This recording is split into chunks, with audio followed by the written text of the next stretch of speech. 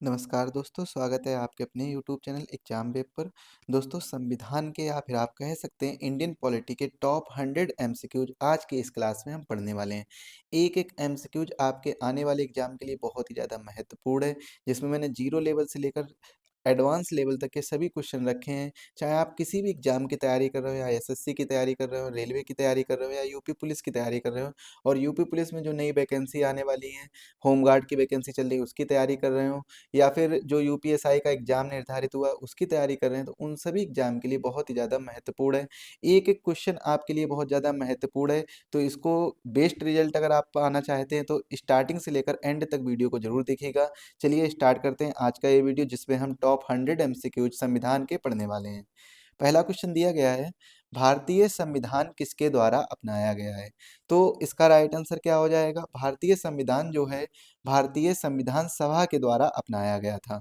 भारतीय संविधान सभा की अगर हम बात करें तो भारतीय संविधान सभा की 3 बैठक होती हैं, जिसमें से एक होती है 9 दिसंबर 1946 को, 9 दिसंबर 1946 को, दूसरी होती है 11 दिसंबर 1946 को, और तीसरी बैठक होती है 13 दिसंबर 1946 को।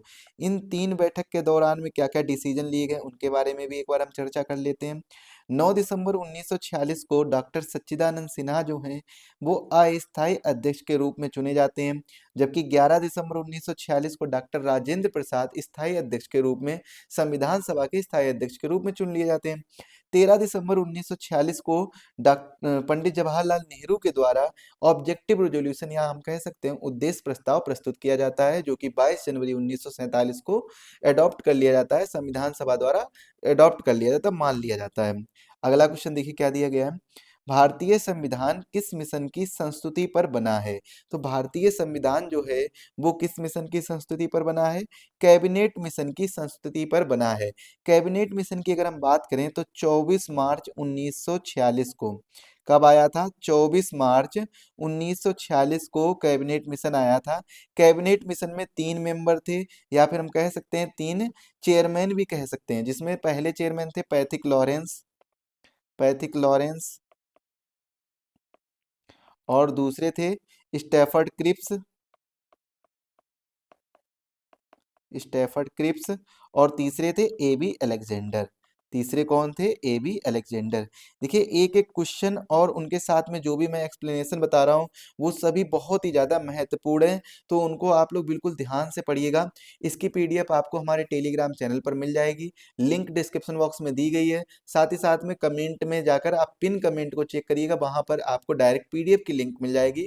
वहाँ से आप पीडीएफ डाउनलोड कर लीजिए पहले, उसके बाद में इसका प्रिंट आउट निकलवा लीजिए। प्रिंट आउट निकलवाने के बाद में आप इसको पढ़िएगा, तो आपकी पॉलिटी का कोई भी क्वेश्चन ऐसा नहीं बचेगा जो एग्जाम में पूछा गया और मैंने यहाँ पर ना कराया हो। तो हर क्वेश्चन को मैंने यहाँ पर रखा है, और ए टू जेड क्वेश्चन आपको कराए जाएंगे, एडवांस लेवल तक कराया जाएगा, जैसे जैसे एग्जाम में क्वेश्चन आते हैं और आजकल आ रहे हैं नए पैटर्न के आधार पर भी मैं आपकी तैयारी कराकर मानूंगा और पूरी तैयारी कराऊंगा। चलिए अगला क्वेश्चन देखते क्या दिया गया है, भारतीय संविधान का पूर्ण रूप कब तैयार हुआ था? तो भारतीय संविधान का जो पूर्ण रूप है वो कब तैयार हो गया था? वो तैयार हो गया था 26 नवंबर 1949 को। 26 नवंबर 1949 को भारतीय संविधान का पूर्ण रूप तैयार हो गया था, जबकि 26 जनवरी 1950 को क्या हुआ था? लागू हुआ था। 26 नवंबर 1949 को 16 आर्टिकल लागू कर दिए गए थे इसी दिन, यानी 16 अनुच्छेद इसी दिन लागू कर दिए गए थे। बचे हुए जो मेजर पार्ट है वो 26 जनवरी 1950 को लागू किया गया था। तो पूर्ण रूप पूछा जाए कब तैयार हुआ था, तो आप लोग बताइएगा 26 नवंबर 1949 को। संविधान को बनने में कितना समय लगा था? संविधान को बनने में 2 वर्ष 11 माह और 18 दिन लगे थे। कितना समय लगा था? 2 वर्ष 11 माह और 18 दिन का समय लगा था संविधान को तैयार होने में, और भारतीय संविधान दुनिया का सबसे बड़ा लिखित संविधान है।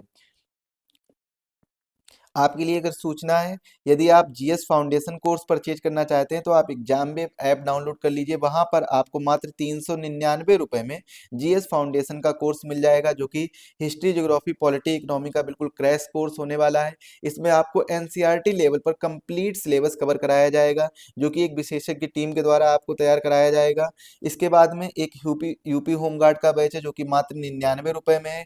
कंप्लीट सिलेबस इसमें भी कवर कराया जाएगा, जो कि 100 क्वेश्चन जीएस के आने वाले हैं। इसमें आपका कंप्लीट सिलेबस कवर कराया जाएगा, ए टू जेड इन्फॉर्मेशन दी जाएगी, प्रैक्टिस सेट कराए जाएंगे, डेमो क्लासेस भी अवेलेबल हैं, तो आप लोग डेमो क्लास चेक कर सकते हैं, या फिर अधिक जानकारी के लिए दिए गए नंबर पर कॉन्टेक्ट भी कर सकते हैं। मैथ और रीजनिंग का फाउंडेशन बैच 299 का है, और अगर केवल मैथ का बैच लेना चाहते हैं तो 199 रुपए में आप ये मैथ का बैच परचेज कर सकते हैं। अधिक जानकारी के लिए दिए गए नंबर पर कांटेक्ट कर लीजिए। यहाँ पर कांटेक्ट करने के बाद में आपको कंप्लीट इन्फॉर्मेशन मिल जाएगी। अगला क्वेश्चन देखिए क्या दिया गया है। भारत का संविधान कब लागू हुआ था? तो यहाँ पर ये इंपॉर्टेंट क्वेश्चन बन रहा है। देखिए, जितना मैं स्टार्टिंग में आपको बताते जा रहा हूँ, इसके बाद में हमारा लेवल थोड़ा सा अप होता चला जाएगा, और साथ ही साथ में हर एक पॉइंट को, हर एक फैक्ट को मैं आपको यहाँ पर बताऊंगा। तो भारत का संविधान बना तो कब था? 26 नवंबर 1949 को बनकर तैयार हो गया था। अगर ये पूछा जाए बनकर तैयार कब हुआ था, तो आप लोग बताइएगा कि बनकर तैयार हुआ था 26 नवंबर 1949 को। अगर लागू की बात करें तो 26 जनवरी 1950 को ये संविधान जो है, हमारा भारतीय संविधान, वो लागू हो गया था। अच्छा, 26 नवंबर 1949 को संविधान बनने के बाद में 26 नवंबर 1950 को क्यों लागू हुआ? तो आप लोग एक डेट याद करिए, 26 जनवरी 1930।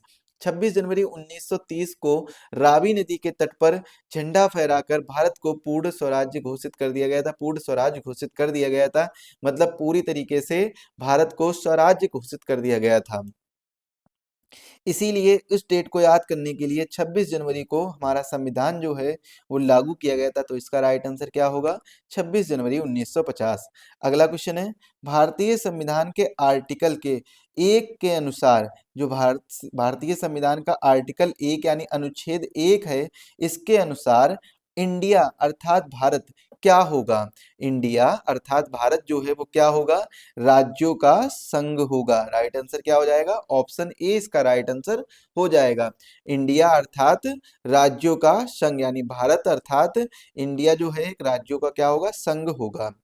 अगला क्वेश्चन है, भारतीय संविधान सभा की प्रारूप समिति के अध्यक्ष कौन माने जाते हैं? या फिर यहाँ पर क्वेश्चन ये भी पूछा जा सकता है, भारतीय संविधान के जनक कौन कहे जाते हैं? तो भारतीय संविधान के जनक की अगर हम बात कर लें, तब भी डॉक्टर बी आर अम्बेडकर आएगा। और अगर हम ये बात कर लें कि भारतीय संविधान की सभा की जो प्रारूप समिति थी, उसके अध्यक्ष कौन थे, तब भी वहां पर क्या आएगा? डॉक्टर बी आर अम्बेडकर, यानी भीमराव अम्बेडकर साहब जो हैं, वो भारतीय संविधान सभा की प्रारूप समिति के अध्यक्ष माने जाते हैं या कहे जाते हैं।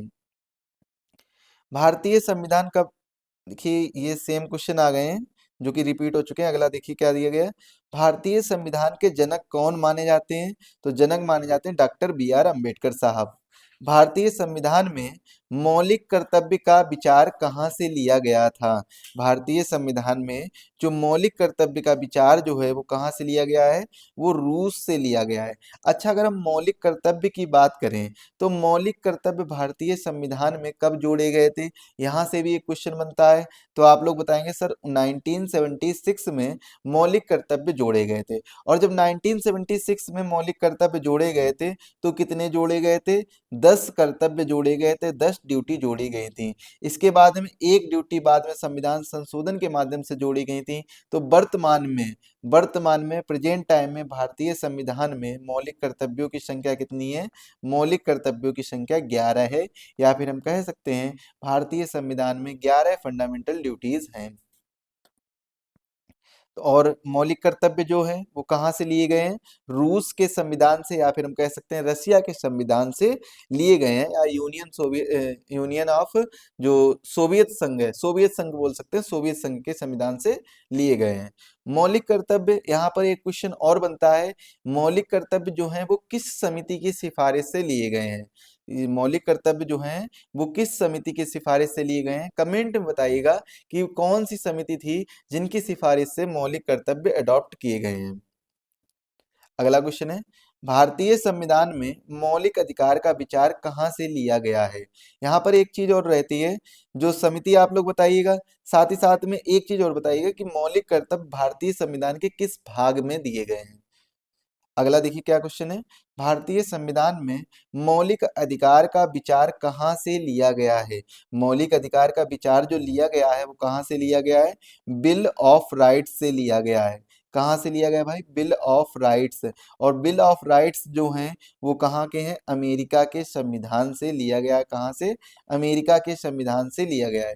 याद रखिएगा, ये इंपॉर्टेंट है, अमेरिका के संविधान से बिल ऑफ राइट्स लिए गए हैं और बिल ऑफ राइट्स अमेरिका के संविधान से लिए गए हैं। तो इसका मतलब क्या होता है कि मौलिक अधिकार का जो विचार है वो कहाँ से लिया गया है? अमेरिका के संविधान से लिया गया है। मौलिक अधिकारों की अगर हम बात करें तो मूल संविधान में मौलिक अधिकारों की संख्या 7 थी, लेकिन वर्तमान में अगर हम बात करें, प्रेजेंट टाइम में बात करें, तो प्रेजेंट टाइम में मौलिक अधिकारों की संख्या 6 है। एक कौन सा हटाया गया है? एक हटाया गया संपत्ति का अधिकार। संपत्ति का अधिकार जो कि अब मौलिक अधिकार नहीं रहा, अब ये कैसा अधिकार हो गया है? ये अब लीगल राइट्स हो गया, कानूनी अधिकार हो गया है और इसको अनुच्छेद 300 ए के अंदर रखा गया है। मौलिक अधिकारों की अगर हम बात करें तो ये पार्ट 3 में इनका वर्णन किया गया है। पार्ट 3 में कहां से कहां तक? अनुच्छेद 12 से 35 तक इनका वर्णन किया गया है। अनुच्छेद 32 जो है वो संविधान की आत्मा भी कही जाती है। अनुच्छेद 32 जो है वो संविधान की आत्मा कही जाती है। ये इंपॉर्टेंट पॉइंट बनता है अनुच्छेद 32 वाला। आप लोग कमेंट में ये बताइएगा कि अनुच्छेद 32 को संविधान की आत्मा किसने कहा है? किसने अनुच्छेद 32 को संविधान की आत्मा कहा है? ये चीज आप लोग जरूर कमेंट में बताइएगा। बहुत ही अच्छा सा मतलब क्वेश्चन है और इसका आंसर भी आप सभी को पता होना चाहिए। बहुत ही इंपॉर्टेंट क्वेश्चन बनता है और बहुत ही आसान सा इसका आंसर है। तो आप लोगों से उम्मीद है कि आप लोग सभी लोग इस क्वेश्चन का जवाब जरूर दीजिएगा। इसके बाद में अनुच्छेद 32 में अगर हम बात करें तो अनुच्छेद 32 में 5 प्रकार की रिट के बारे में चर्चा की गई है। अगर हम रिट के बारे में बात करें तो अनुच्छेद 32 के अनुसार हम सुप्रीम कोर्ट में रिट रिट डाल सकते हैं और साथ ही साथ में अनुच्छेद 226 के अनुसार हम हाई कोर्ट में रिट डाल सकते हैं। इसके बाद में अगला क्वेश्चन देखिए, संपूर्ण भारतीय संविधान के निर्माण में संविधान सभा को कितना समय लगा था? तो कितना समय लगा था? 2 वर्ष 11 माह और 18 दिन का समय लगा था। अगला क्वेश्चन है, वर्तमान में भारतीय संविधान में कुल कितनी अनुसूचियां हैं? तो अनुसूचियों की अगर हम बात कर रहे हैं वर्तमान में, तो वर्तमान में भारतीय संविधान में कुल 12 अनुसूचियां हैं। और मूल संविधान में कितनी अनुसूचियां थी? मूल संविधान में 8 अनुसूचियां थी। कितनी अनुसूचियां थी सर? 8 अनुसूचियां थी मूल संविधान में। लेकिन हम वर्तमान का क्वेश्चन पूछा गया है तो वर्तमान में 12 अनुसूचियां हैं। अगर हम बात कर लें कौन कौन सी अनुसूची संविधान संशोधन के माध्यम से जोड़ी गई है, तो आप लोग कहेंगे सर 9वीं अनुसूची जो कि भूमि सुधार से संबंधित है, ये संविधान संशोधन के माध्यम से जोड़ी गई है। 10वीं अनुसूची जो कि किससे संबंधित है? दल बदल कानून से संबंधित है, ये भी किससे जोड़ी गई है? संविधान संशोधन के माध्यम से जोड़ी गई है, दल बदल कानून। इसके बाद में 11वीं अनुसूची जो कि पंचायत से संबंधित है, ये भी हमारी किससे? संविधान संशोधन के माध्यम से जोड़ी गई है। और 12वीं अनुसूची जो कि किससे संबंधित है? नगर पालिका या नगर परिषद से संबंधित है। नगर पालिका या नगर परिषद से संबंधित है, ये भी हमारी किससे जोड़ी गई है? संविधान संशोधन के माध्यम से जोड़ी गई है। मूल संविधान में कुल कितनी अनुसूचियां थी? मूल संविधान में कुल 8 अनुसूचियां थी, जो कि मैंने आपको पहले ही बता दिया है। पहली अनुसूची देखिए, 4 अनुसूची यहाँ पर बता दी हैं। अब देखिए पहली अनुसूची जो है वो किससे संबंधित है? यूनियन एंड इट्स टेरिटरी, यानी संघ और उसका राज्य क्षेत्र। राज्य क्षेत्र से संबंधित है, तो आप एक शब्द याद कर लीजिए, यूनियन। दूसरी अनुसूची जो है वो किससे संबंधित है? सैलरी से संबंधित है, सैलरी। तीसरी अनुसूची ओथ से ओथ से है। और चौथी अनुसूची राज्यसभा सीट से संबंधित है, राज्यसभा सीट। इसके बाद में 5वीं अनुसूची जो है वो किससे संबंधित है? जितने भी हमारे एससी और एसटी वाले जो एरिया हैं, इन पर कंट्रोल और मतलब नियंत्रण और प्रशासन से संबंधित है। छठी अनुसूची किससे संबंधित है? जो एटीएमएम, एक शब्द याद कर लीजिए, एटीएमएम यानी असम, त्रिपुरा, मेघालय, मिजोरम, ये जो एरिया है 80 mm वाले एरिया, ये 4 एरिया, इन पर कंट्रोल और एडमिनिस्ट्रेशन से संबंधित है छठी अनुसूची। सातवीं अनुसूची किससे संबंधित है? सातवीं अनुसूची लिस्ट से संबंधित है। और लिस्ट कितने टाइप की होती है? 3 टाइप की होती है। एक होती है सेंट्रल लिस्ट, और एक होती है स्टेट लिस्ट, और एक होती है कंकरेंट लिस्ट। यानी सेंट्रल का मतलब क्या होता है? केंद्र सूची, और दूसरी होती है राज्य सूची, और तीसरी होती है समवर्ती सूची। इनके बारे में भी हम डिटेल से चर्चा करेंगे। इसके बाद में आठवीं जो अनुसूची है वो भाषा से संबंधित है। किससे संबंधित है? भाषा से। अगर हम भाषा की बात करें तो वर्तमान में संविधान में 22 भाषाएं हैं, जबकि मूल संविधान में कितनी भाषाएं थी? 14 भाषाएं थी। मूल संविधान में 14 भाषाएं थी, और वर्तमान में 22 भाषाएं बोली जाती हैं, या 22 भाषाएं संविधान में लिखित हैं। अगला देखिए क्या है? किसी भी राज्य का संवैधानिक प्रधान किसे माना जाता है? राइट आंसर क्या हो जाएगा? राज्यपाल को राज्य का संवैधानिक प्रधान माना जाता है। देश का संवैधानिक प्रधान किसे माना जाता है? तो राइट आंसर होगा राष्ट्रपति। अगला क्वेश्चन है, भारत में सरकार की संसदीय प्रणाली कहाँ से ग्रहण की गई है? भारत में सरकार की जो संसदीय प्रणाली है वो ब्रिटिश के संविधान से ग्रहण की गई है। यानी पार्लियामेंट्री फॉर्म ऑफ सिस्टम जो है वो कहाँ से लिया गया है, कहाँ से अडॉप्ट किया गया है? वो अडॉप्ट किया गया है ब्रिटिश कॉन्स्टिट्यूशन से। भारतीय संविधान में संघात्मक व्यवस्था का विचार कहाँ से लिया गया है? भारतीय संविधान में संघात्मक व्यवस्था का जो विचार है वो कनाडा के संविधान से लिया गया है। दक्षिण अफ्रीका के संविधान से क्या लिया गया है? यहाँ से अमेंडमेंट यानी संशोधन की व्यवस्था ली गई है। अमेंडमेंट, अमेंडमेंट की व्यवस्था ली गई। भारतीय संविधान में कौन से अनुच्छेद में धन विधेयक की परिभाषा दी गई है? तो कौन से अनुच्छेद में धन विधेयक की परिभाषा दी गई है? अनुच्छेद 110 में धन विधेयक की परिभाषा दी गई है। अगला क्वेश्चन देखिए, भारतीय संविधान में नीति निर्देशक तत्व किस देश के संविधान से प्रेरित हैं? तो नीति निर्देशक तत्व जो हैं वो आयरलैंड के संविधान से प्रेरित हैं। नीति निर्देशक तत्व कहाँ से कहाँ तक दिए गए हैं? 36 से 51 तक, पार्ट नंबर 4 में, यानी भाग 4 में, संविधान के भाग 4 में 36 से 51 तक नीति निर्देशक तत्वों के बारे में चर्चा की गई है। आयरलैंड के संविधान से भारत ने अडॉप्ट किए हैं, और आयरलैंड ने स्पेन के संविधान से अडॉप्ट किए हैं। नीति निर्देशक तत्व संविधान के किन अनुच्छेद के तहत आते हैं? राइट आंसर क्या होगा? 36 से 51 तक। भारतीय संविधान में प्रस्तावना की भाषा कहाँ से ली गई है? यहाँ पर देखिए प्रस्तावना की बात नहीं हो रही है, बल्कि किसकी बात हो रही है? प्रस्तावना की भाषा, यानी प्रस्तावना की जो लैंग्वेज की बात है उसकी बात हो रही है। तो लैंग्वेज कहाँ से ली गई है? राइट आंसर क्या हो जाएगा? ऑस्ट्रेलिया। ऑस्ट्रेलिया से भारतीय संविधान में प्रस्तावना की भाषा ली गई है। न्यायिक पुनरावलोकन यानी जुडिशियल रिव्यू का विचार भारतीय संविधान में किस देश से लिया गया है? न्यायिक पुनरावलोकन जुडिशियल रिव्यू का विचार जो है वो अमेरिका के संविधान से लिया गया है। अगला क्वेश्चन है, राष्ट्रपति का पद किस देश से लिया गया है? राष्ट्रपति का पद जो है वो अमेरिका के संविधान से लिया गया है। संविधान का आर्टिकल 123 किससे संबंधित है? संविधान का जो आर्टिकल 123 है वो राष्ट्रपति के अध्यादेश से संबंधित है। और आर्टिकल 213 किससे संबंधित है? ये राज्यपाल के अध्यादेश से संबंधित है। राज्यपाल का अध्यादेश।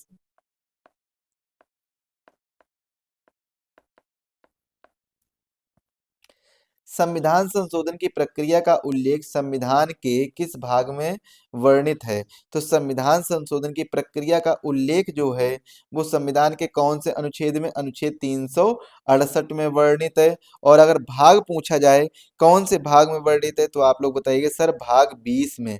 अनुच्छेद 368 और भाग 20 में संविधान संशोधन की प्रक्रिया का उल्लेख दिया गया है।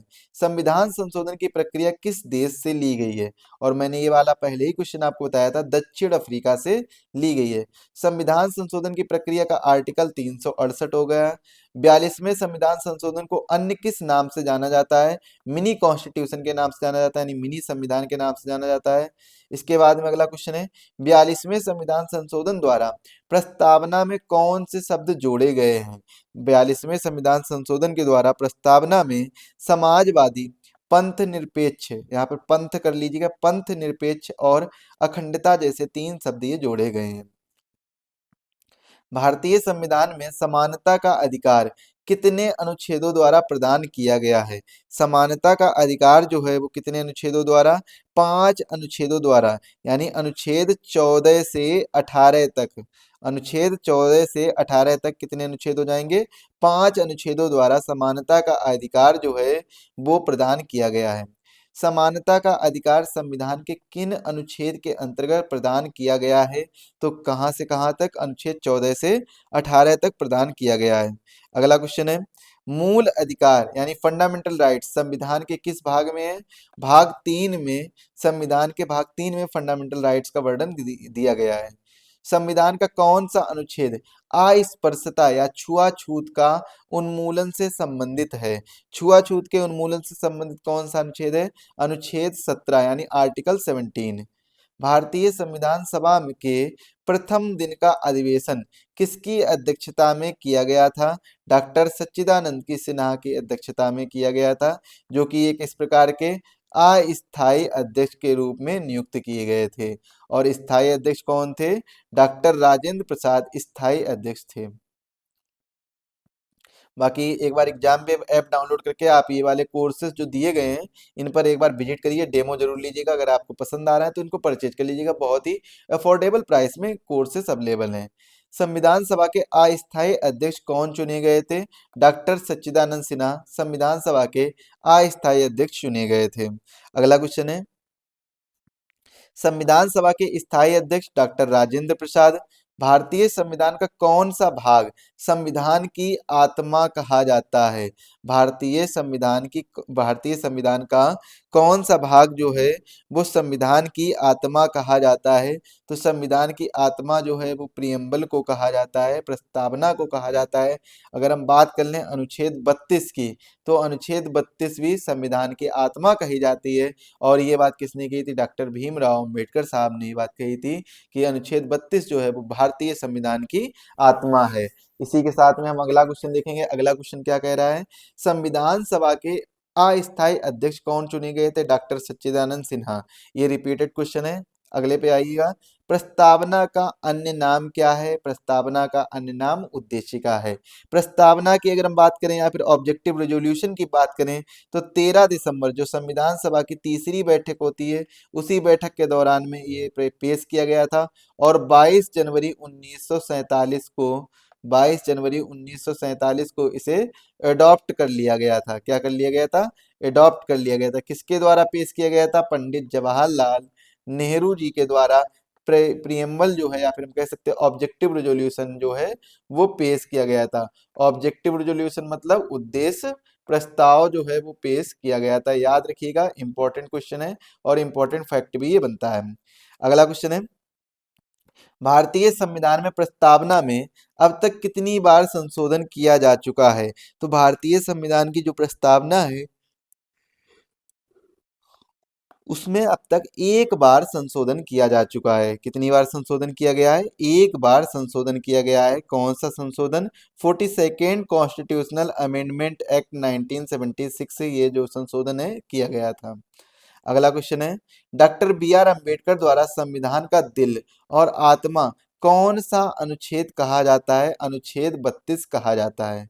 अनुच्छेद 32 किससे संबंधित है? संवैधानिक उपचारों के अधिकार यानी और ऑप्शन बी से संबंधित है। समाजवादी और धर्मनिरपेक्ष शब्दों को संविधान की प्रस्तावना में कब जोड़ा गया था? समाजवादी और धर्मनिरपेक्ष जैसे शब्दों को कब जोड़ा गया था? 42वें संविधान संशोधन द्वारा जोड़ा गया था। स्वतंत्रता के पूर्व के दिनों में प्रारंभ में किसने संविधान निर्मात्री सभा का विचार प्रस्तुत किया था? तो सबसे पहले संविधान निर्मात्री सभा का जो विचार है वो किसने प्रस्तुत किया था? सबसे पहले प्रस्तुत किया था 1934 में एम एन रॉय के द्वारा प्रस्तुत किया गया था, मानवेंद्र नाथ रॉय के द्वारा प्रस्तुत किया गया था। और एक शख्स और थे बी एन राव। तो बी एन राव कौन थे? बी एन राव जो हैं वो कौन थे? बी एन राव संवैधानिक सलाहकार या फिर हम कह सकते हैं कॉन्स्टिट्यूशनल एडवाइजर।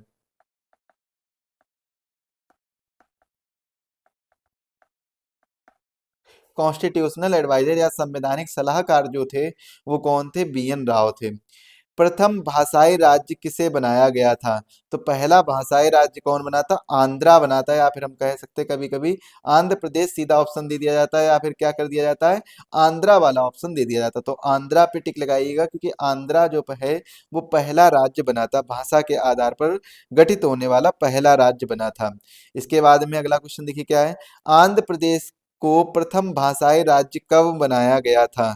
तो ये बनाया गया था 1953 में, जबकि भाषा के आधार पर जो राज्यों का पुनर्गठन हुआ था वो 1956 में हुआ था। अगला क्वेश्चन है, मौलिक अधिकारों का निलंबन कौन कर सकता है? मौलिक अधिकारों का निलंबन जो है वो प्रेसिडेंट, या फिर हम कह सकते हैं राष्ट्रपति कर सकते हैं। अगला क्वेश्चन है, भारतीय संविधान के अंतर्गत मूल अधिकार का संरक्षक कौन होता है? मूल अधिकार का जो संरक्षक होता है वो कौन होता है? न्यायपालिका होती है। मूल अधिकारों का संरक्षक कौन होता है? न्यायपालिका होती है। छुआछूत उन्मूलन उन्मूलन से संबंधित अनुच्छेद कौन सा है? इसका राइट आंसर क्या हो जाएगा? अनुच्छेद 17 जो है वो छुआछूत उन्मूलन से संबंधित है। स्वतंत्रता का अधिकार कौन से आर्टिकल के अंतर्गत आता है? स्वतंत्रता का अधिकार जो है वो आर्टिकल 19 से 22 के अंतर्गत आता है, और जबकि समानता का अधिकार आर्टिकल 14 से 18 के अंतर्गत आता है। संपत्ति का अधिकार पहले क्या हुआ करता था? तो पहले मूल अधिकार हुआ करता था, अब क्या बन गया? कानूनी अधिकार बन गया है। संपत्ति का अधिकार अब किस अनुच्छेद में रखा गया है? अनुच्छेद 300 ए में रखा गया है। वर्तमान में संपत्ति का अधिकार क्या है? वर्तमान में संपत्ति का अधिकार कानूनी और विधिक अधिकार है। नीति निर्देशक तत्वों को न्यायालय में चुनौती दी जा सकती है। राइट आंसर क्या हो जाएगा? नीति निर्देशक तत्वों को यानी डीपीएसपी को न्यायालय में चुनौती नहीं दी जा सकती है। अगला क्वेश्चन है, संविधान में राज्य के नीति निर्देशक तत्वों को शामिल करने के पीछे क्या उद्देश्य है? संविधान में राज्य के नीति निर्देशक तत्वों को शामिल करने का जो उद्देश्य है वो क्या है? राइट आंसर इसका क्या हो जाएगा? सामाजिक आर्थिक लोकतंत्र को बनाए रखना। भारतीय संविधान सभा के उद्घाटन अधिवेशन की अध्यक्षता किसने करी थी? भारतीय संविधान सभा के उद्घाटन अधिवेशन की अध्यक्षता जो है वो सच्चिदानंद सिन्हा जी के द्वारा की गई थी, जो कि अस्थायी रूप से अध्यक्ष चुने गए थे। अगला क्वेश्चन है, संविधान सभा में उस उद्देश्य प्रस्ताव किसके द्वारा प्रस्तुत किया गया था? पंडित जवाहरलाल नेहरू के द्वारा प्रस्तुत किया गया था। भारतीय संविधान दिवस कब मनाया जाता है? भारतीय संविधान दिवस 26 नवंबर को मनाया जाता है। भारतीय संसद या पार्लियामेंट में क्या शामिल है? तो लोकसभा, राज्यसभा और राष्ट्रपति, ये तीनों ही भारतीय संसद में शामिल हैं। और अगर आपको राष्ट्रपति का ऑप्शन नहीं दिख रहा है तो लोकसभा और राज्यसभा इसका राइट आंसर बन जाता है। लेकिन इसका यहाँ पर राष्ट्रपति की चर्चा की गई है, क्योंकि अगर हम बात करें भारतीय संसद के जो अंग होते हैं वो कौन कौन से होते हैं? लोकसभा, राज्यसभा और राष्ट्रपति होते हैं। ये चीज आप लोग याद रखिएगा। संसद के दो सत्रों के बीच अधिकतम कितना अंतराल दिया जा सकता है? तो संसद के दो सत्रों के बीच जो अधिकतम है वो 6 महीने का अंतराल दिया जा सकता है। एक साल में संसद के कितने सत्र अनिवार्य हैं? तो एक साल में संसद के 2 सत्र अनिवार्य हैं। संघ की कार्यपालिका शक्ति निम्नलिखित में निहित होती है। संघ की कार्यपालिका शक्ति जो है वो किस में निहित होती है? वो राष्ट्रपति में निहित होती है। भारतीय सशस्त्र सेनाओं यानी आर्मी, नेवी, एयरफोर्स का सर्वोच्च कमांडर जो होता है वो राष्ट्रपति होता है। भारतीय संविधान के अनुसार देश का प्रथम नागरिक राष्ट्रपति। भारत के राष्ट्रपति बनने के लिए किस व्यक्ति को न्यूनतम कितनी आयु पूरी कर लेनी चाहिए? न्यूनतम आयु 35 वर्ष पूरी कर लेनी चाहिए। अगला क्वेश्चन है, राष्ट्रपति पद के चुनाव संबंधी विवाद को किसे निर्देशित निर्देशित किया जाता है? तो किसे निर्देशित किया जाता है? उच्चतम न्यायालय को निर्देशित किया जाता है। अगर राष्ट्रपति के चुनाव में कोई भी विवाद आता है तो सुप्रीम कोर्ट उसको देखेगा। भाग 3 का संबंध किससे है? मूल अधिकार से भाग 3 का संबंध है। भारत के संविधान में समवर्ती सूची का विचार कहाँ से लिया गया है? भारत के संविधान में समवर्ती सूची का जो विचार है वो ऑस्ट्रेलिया के संविधान से लिया गया है। सातवीं अनुसूची का संबंध किससे है? सातवीं अनुसूची का जो संबंध है वो केंद्र और राज्यों के मध्य शक्तियों का विभाजन, या फिर हम कह सकते हैं शक्तियों का विभाजन किसके माध्यम से हुआ है? सूची के माध्यम से हुआ, लिस्ट के माध्यम से हुआ है। तो इसीलिए इसका राइट आंसर क्या हो जाएगा? ऑप्शन सी, केंद्र और राज्यों के मध्य शक्तियों का विभाजन जो है वो सातवीं अनुसूची में वर्णित है।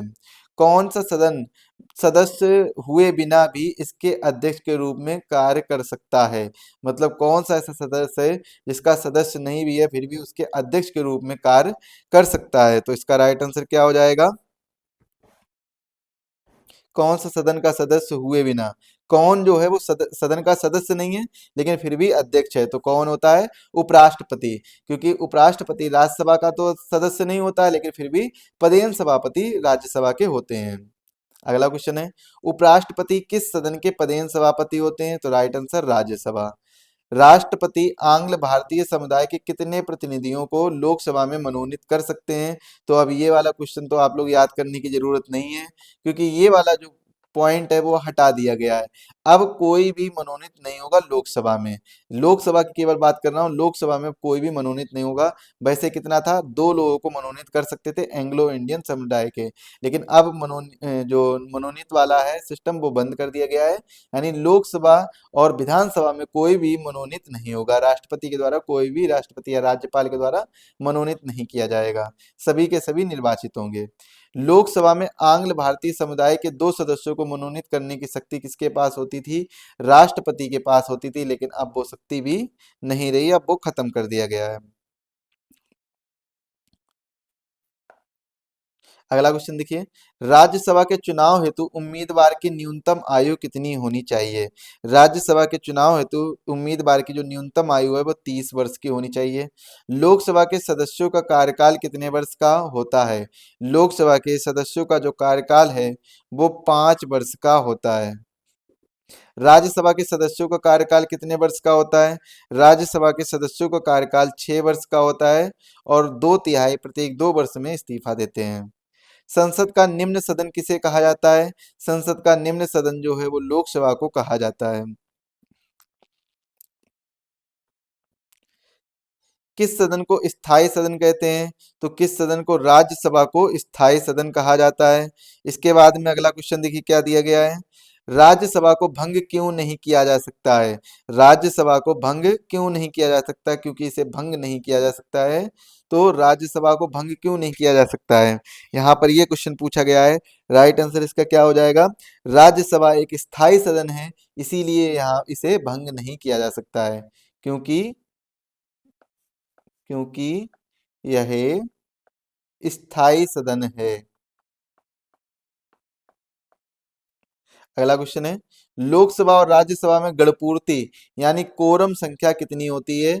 तो 1/10 होती है। भारत एक धर्मनिरपेक्ष राज्य है, इसका अर्थ क्या है? भारत एक धर्मनिरपेक्ष राज्य है, इसका अर्थ है सारे धर्म एक समान है और भारत का कोई भी अपना धर्म नहीं है। भारतीय संविधान में ब्रिटेन के संविधान से क्या नहीं लिया गया है? राइट आंसर क्या है? मूल अधिकार। मूल अधिकार कहाँ से लिए गए हैं? मूल अधिकार अमेरिका के संविधान से लिए गए हैं। भारतीय संविधान किस मूल आधार से विकसित हुआ है? भारतीय संविधान जो है भारत शासन अधिनियम 1935 के मूल आधार से विकसित हुआ है। मौलिक अधिकारों में संशोधन करने में कौन सक्षम है? मौलिक अधिकारों में संशोधन करने में संसद जो है वो सक्षम होती है। किस वर्ष संविधान में मूल कर्तव्यों को स्थापित किया गया था? 1976 में। कौन से आर्टिकल राष्ट्रीय आपातकाल के दौरान स्थगित नहीं किए जा सकते हैं? कौन से आर्टिकल जो हैं वो आपातकाल के दौरान स्थगित नहीं किए जा सकते हैं? तो आप लोग बताइएगा सर, आर्टिकल 20 और 21 जो है वो आपातकाल के दौरान स्थगित नहीं किए जा सकते हैं। भारत को एक नए संविधान देने का प्रस्ताव संविधान सभा द्वारा कब पारित किया गया था? भारत को एक नया संविधान देने का प्रस्ताव जो है वो संविधान सभा द्वारा 22 जनवरी 1947 को पारित किया गया था। भारत के राष्ट्रपति की मर्जी तक निम्नलिखित में से कौन सा अपने पद तक रह सकता है? कौन जो है वो अपने पद पर रह सकता है राष्ट्रपति की मर्जी तक? तो राइट आंसर इसका क्या होगा? राज्यपाल। राज्यपाल जो है राष्ट्रपति की मर्जी तक अपने पद पर रह सकता है जब तक राष्ट्रपति चाहे। संविधान सभा का गठन किस मिशन की योजना के तहत हुआ था? कैबिनेट मिशन योजना के तहत होता है। लोकसभा या विधानसभा के निर्वाचन में एक उम्मीदवार अपनी जमानत राशि की खो देगा अगर उसे कुल कितने मत नहीं मिले? तो जमानत राशि कब खोएगा? जब उसे कितने मत ना मिले, यानी अगर उसे 1/6 वोट नहीं मिल रहे हैं तो वो अपनी जमानत राशि खो देगा। कोई वित्तीय बिल किस सदन में प्रस्तावित हो सकता है? वित्तीय बिल अगर तो वो निम्न सदन यानी लोकसभा में ही प्रस्तावित हो सकता है। मंत्रिपरिषद के विरुद्ध अविश्वास प्रस्ताव लाने हेतु न्यूनतम सदस्य संख्या कितनी हो सकती है? न्यूनतम सदस्य संख्या जो है वो कितनी हो सकती है? राइट आंसर क्या हो जाएगा? Right answer 50। न्यूनतम सदस्य संख्या 50 हो सकती है। लोकसभा के अधिकतम सदस्य कितने हो सकते हैं? लोकसभा के अधिकतम सदस्य जो है वो 552 हो सकते हैं। कौन सा लोकसभा का सर्वाधिक बड़ा निर्वाचक क्षेत्र है? कौन सा जो है वो लोकसभा का सर्वाधिक बड़ा निर्वाचन क्षेत्र जो है वो कौन सा है? लोकसभा का सर्वाधिक बड़ा निर्वाचन क्षेत्र लद्दाख। राइट आंसर क्या हो जाएगा? लद्दाख। अगला क्वेश्चन है, भारतीय संविधान की 8वीं अनुसूची किससे संबंधित है? भाषाओं से संबंधित है। 22 लैंग्वेज यहाँ पर दी गई हैं। दल बदल कानून से संबंधित विवरण किस अनुसूची में है? दल बदल कानून से संबंधित विवरण जो है वो 10वीं अनुसूची में दिया गया है। पंचायती राज किस संविधान संशोधन के माध्यम से द्वारा संबंधित है? पंचायती राज जो है वो किस संविधान संशोधन अधिनियम द्वारा संबंधित है? राइट आंसर क्या हो जाएगा? 73वें संविधान संशोधन द्वारा संबंधित है। संविधान सभा का उपाध्यक्ष के रूप में किसे नियुक्त किया गया था? संविधान सभा के उपाध्यक्ष के रूप में एच.सी. मुखर्जी जी को नियुक्त किया गया था। यदि पंचायत भंग होती है तो किस अवधि के अंतर्गत निर्वाचन होंगे? पंचायत भंग होने पर किस अवधि के अंतर्गत, मतलब कितने दिनों बाद निर्वाचन दोबारा से किए जाएंगे? राइट आंसर इसका क्या हो जाएगा? 6 महीने की अवधि तक। संविधान में संशोधन की पहल किस सदन से की जा सकती है? संविधान में संशोधन की जो पहल है वो लोकसभा और राज्यसभा दोनों सदनों में की जा सकती है। भारत सरकार के बजट के कुल घाटे का किस घाटे को सबसे बड़ा योगदान होता है? मतलब कुल घाटे का, उसमें भी किस घाटे का सबसे बड़ा योगदान होता है? तो राइट आंसर क्या हो जाएगा? राजकोषीय घाटा, यानी जो फिजिकल पॉलिसी है ये सबसे ज्यादा इस घाटा होता है, राजकोषीय घाटा। अगला क्वेश्चन है, भारत सरकार के बजट के आंकड़ों के कुल व्यय और कुल प्राप्ति के बीच अंतर को क्या कहेंगे? तो इसके अंतर को क्या कहेंगे? कुल व्यय और कुल प्राप्तियों के बीच जो अंतर होगा उसे हम बजटीय घाटा कहते हैं। क्या बोलते हैं? बजटीय घाटा बोलते हैं। तो राइट आंसर इसका क्या हो जाएगा? ऑप्शन बी इसका राइट आंसर हो जाएगा। दोस्तों आज के वीडियो के लिए बस इतना ही रखते हैं। वीडियो पसंद आया तो वीडियो को लाइक करें और अपने सभी दोस्तों के साथ शेयर करें। आज के इस वीडियो के अंतर्गत हमने संविधान के टॉप 100 एमसीक्यू डिस्कस किए हैं, जो कि कुछ स्टार्टिंग के हैं क्वेश्चन। अभी हम धीरे धीरे और भी एक दो पार्ट बनाएंगे, उसमें आपको और आगे तक और बड़े लेवल तक पढ़ाएंगे और समझाएंगे, तो उन क्वेश्चन को भी आप लोग जरूर देखिएगा। चलिए आज के वीडियो के लिए बस इतना ही रखते हैं। इसकी पीडीएफ आपको हमारे टेलीग्राम चैनल पर मिल जाएगी। टेलीग्राम चैनल की लिंक डिस्क्रिप्शन बॉक्स में दी गई है। साथ ही साथ में इसमें लास्ट में मैंने आंसर और उनके कुछ एक एक दो दो लाइन के एक्सप्लेनेशन भी लिख दिए हैं, तो इसकी पीडीएफ आप लोग टेलीग्राम से जरूर डाउनलोड कर लीजिएगा। मिलेंगे अगले वीडियो में, तब तक के लिए सभी को नमस्कार।